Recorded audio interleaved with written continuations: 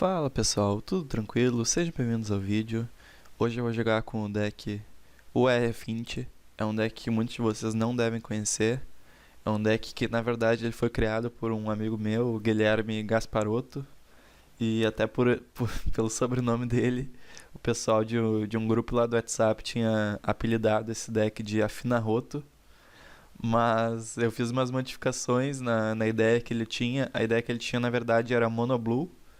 E, e esse deck aqui é baseado na ideia dele, mas tem vermelho, né? Como vocês podem ver aqui, eu estou usando 4 Galvanic Blast no main deck e 4 Grande Fornalha para poder ter alguma remoção no deck. Além disso, tem Springleaf Drum e Prophetic Prisma para conseguir corrigir a mana, para conseguir castar as 4 Galvanic Blasts que eu tenho no deck.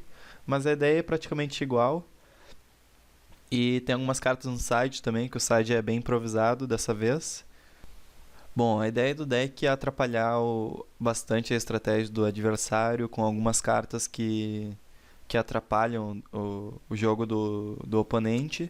E ao mesmo tempo eu colocar toda a minha mão em campo o mais rápido possível. Então eu vou explicar algumas coisas da decklist para vocês entenderem melhor como que funciona o deck. E depois eu vou jogar umas partidas para vocês conseguirem ver melhor também como que funciona o deck. Bom, eu vou começar pela base de mana. Eu estou usando 16 lands, que é o mesmo número de terrenos que uso no Affinity, o Affinity convencional, né, que eu mostrei no último vídeo. Mas a diferença é que eu estou usando 5 ilhas ao invés de 4 Árvore dos Contos, e eu estou usando só 3 Darksteel Citadel, e não 4. Eu estou usando isso principalmente porque o deck ele é o R, né? Ele não tem verde, como vocês podem ver aqui. Então essa base de mana ela possibilita que eu consiga fazer o Vedakian Sertark no primeiro turno. E isso é muito importante para o deck. Então o deck gira em torno basicamente do Vedakian Sertark. Bom, a primeira criatura do deck que eu vou falar é o Ornitóptero, que muitos de vocês devem pensar que ele é bem ruim, assim. Eu acho que vocês inclusive estão certos disso, mas nesse deck aqui ele tem um papel bem importante. O primeiro deles é contribuir com a afinidade, que eu tenho algumas cartas que eu preciso de afinidade, também Metalcraft, também é muito importante. Ele é uma criatura pro Springleaf Drum. Eu posso virar ele também pro Improvise do Metallic Rebuke. Eu posso colocar um equipamento nele também, Bone Splitter ou Flare Husk, ele ficar uma criatura um pouco mais relevante para o jogo. E eu acho que talvez a mais importante seja que eu possa atacar com ele no segundo turno. Eu posso baixar ele no primeiro turno por pagando 0.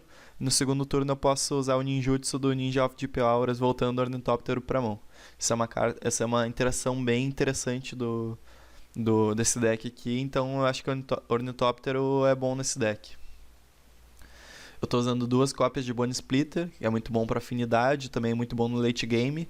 Com 4 Ornitóptero, o Bone Splitter ele acaba ficando melhor, porque tu acaba tendo uma criatura que tu quer equipar bastante. Também tem outras criaturas que tu quer equipar, como por exemplo Fragmite, Flare Husk, até o Ninja, de vez em quando. Então o Bone Splitter é muito bom nesse deck, também contribui para afinidade, como eu falei antes, e para o Improvise também do Metallic Rebuke.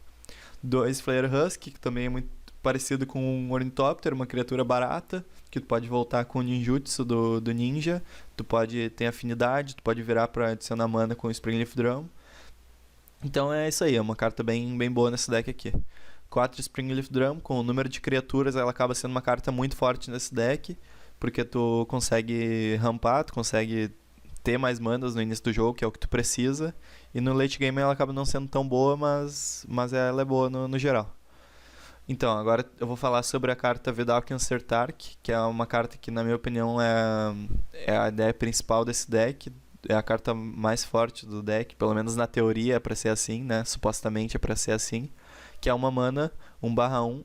As primeiras cartas que eu falei pra vocês já devem conhecer, né? Mas eu vou falar sobre o Vedakian Sertark, que muitos de vocês não devem conhecer. Ela é uma mana azul 1/1. Quando ela tem Metalcraft, ela tem a habilidade de virar ela para virar criatura alvo, o artefato alvo ou o terreno alvo. Ela é muito importante porque ela pode virar tanto criaturas quanto terrenos. São as duas coisas mais importantes que ela pode fazer. Ela pode atrapalhar muito virando os terrenos na standby phase do oponente, e ela pode atrapalhar muito virando as criaturas do oponente, dificultando bastante os blocos dele. E ela também é muito importante, ela tem uma certa sinergia também com a Metallic Rebuke. Porque a Metallic Rebuke ela anula uma mágica a menos que o controlador pague 3. E quanto menos mana ele tiver, se tu virar as manas com um Vedakion Sertark, maior é a chance de tu conseguir anular uma spell com o Metallic Rebuke. Então tem essa interação aqui também. 4 Galvanic Blast, que é muito importante ter nesse deck. O meta tá bem agressivo, mas esse deck aqui ele não é meta, né? Mas eu não sei jogar muito bem sem remoções, então eu tô usando 4 Galvanic Blast. Vocês podem perceber que em todos os meus decks eu uso Raio, Galvanic Blast, alguma coisa assim. Então nesse deck aqui não é diferente. Eu tô usando 4 Galvanic Blast e eu tenho algumas cartas que possibilitam que eu consiga castar ela. Que são o Prophetic Prism, que eu vou falar agora, que é muito importante também para afinidade e para conseguir castar as mágicas tanto azuis quanto vermelhas. E é isso aí, ele compra uma carta bem boa nesse sentido. É o segundo melhor drop 2 do deck. O primeiro melhor é o Ninja of Deep Hours. Bom, o Frogmite também, 4 manas, 2/2, afinidade, é uma carta muito boa em qualquer deck com Affinity, né? Esse deck é mais ou menos Affinity, mas ele é muito bom nesse deck também. E é uma carta muito boa para poder equipar alguma coisa, para poder gerar mana com Springleaf Drum, etc, etc. Bom, uma carta que muitos de vocês não devem estar acostumados a ver num deck Affinity, que é o Ninja of Deep Hours. Ele é 4 manas, 2/2, vocês devem conhecer, né? Principalmente por causa das fadas, que ele vai em quase todas as listas de fadas, 4 cópias. E nesse deck aqui eu tô usando 4 cópias também. Esse deck aqui ele consegue bater com uma criatura com evasão muito fácil. Eu consigo colocar muitos Frogmites na mão que acabam sendo imbloqueáveis. O Ornithopter, que eu falei também, consegue ser não bloqueado muito fácil. E eu também consigo... Além disso, o Ninja, nesse deck aqui, ele consegue causar o efeito, ele consegue atacar muitas vezes porque tu consegue virar as criaturas chaves do oponente com o Vedakion Sertark, daí tu consegue bater várias vezes com o Ninja caso ele não morra por um raio, né? Tanto o Ninja quanto o Vedakion, que são as cartas principais do deck. Caso eles não morram por um raio, eles vão comprar muita carta, os dois juntos, porque um vai virar as criaturas chaves do oponente e o outro vai atacar livremente, né? Digamos assim. Ou tu vai equipar alguma coisa para que ele não consiga bloquear também. 4 Totcast, é uma carta muito forte, uma mana, quase sempre uma mana, compra 2 cartas, mas se for 2 ou 3 manas, também, 2 manas, né, o que às vezes acontece, também é muito bom comprar 2 cartas, é sempre bom, né. 4 Mirror Enforcer também, que é muito bom nesse deck aqui, que esse deck tem um pouco mais de dificuldade, né, de atingir a afinidade do Mirror Enforcer do que o Affinity, mas no geral eu acho que o Mirror Enforcer é muito bom, que eu consigo, turno 4 mais ou menos, baixar ele, então é isso aí. Eu tô usando 2 cópias do Gearseeker Serpent. Como o deck azul, eu vou ter uma facilidade maior de ter 2 manas azuis do que no Affinity, que às vezes eu tenho um pouco de dificuldade de baixar o Gearseeker Serpent por causa dos 2 custos de mana azul.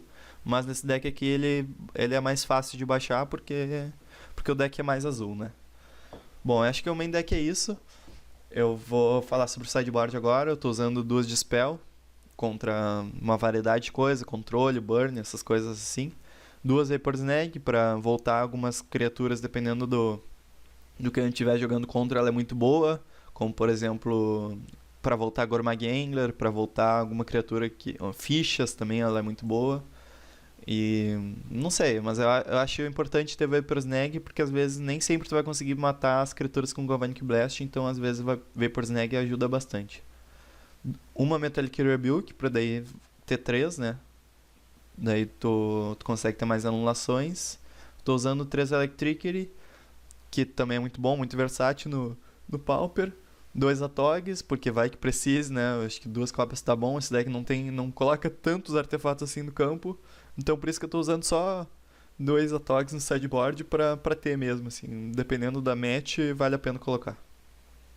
3 Match to Smithereens contra Fint, eu acho que é bom, mas eu acho que seria melhor eu ter Smelt, mas eu tava com preguiça de ir nos freebots e pegar. Daí eu coloquei 3 cópias do Smash to Smithereens, que é bem improvisado também, e 2 cópias de Relic of Progenitus, que é muito bom contra algumas coisas que usam cemitério, então é uma carta que entra muito fácil no deck, porque porque ela também contribui com a afinidade, então ela é muito boa nesse sentido também.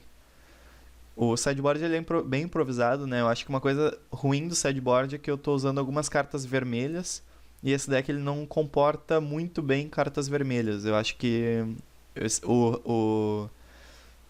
o que eu tenho de as 4 Garante Fornalhas, os 4 Springleaf Drum e os 4 Prophetic Prism, eles comportam muito bem 4 Galvanic Blasts.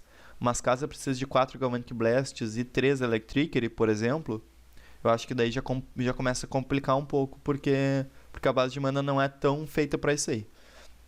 Bom, mas o deck é esse. Eu espero que vocês gostem dos jogos. Eu vou jogar 3 jogos com esse deck para mostrar pra vocês como que o deck funciona.